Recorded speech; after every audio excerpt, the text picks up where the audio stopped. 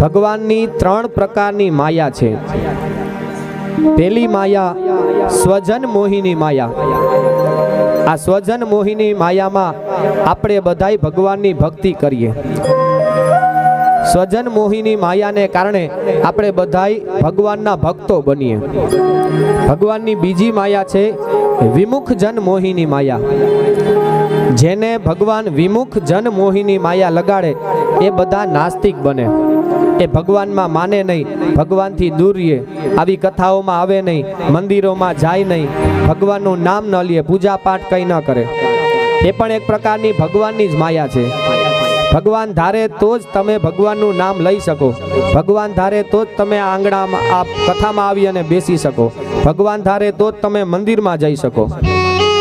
તો એ બીજી ભગવાનની માયા છે જેને વિમુખ જન મોહિની માયા, કે ભગવાન ઈચ્છતા નથી કે આટલા જીવો છે મારા સુધી આવે, કે મને યાદ કરે, કે મારું નામ લે। પણ ત્રીજી જે માયા છે એ માયા કઈ છે કે એનું નામ છે સ્વમોહિની માયા।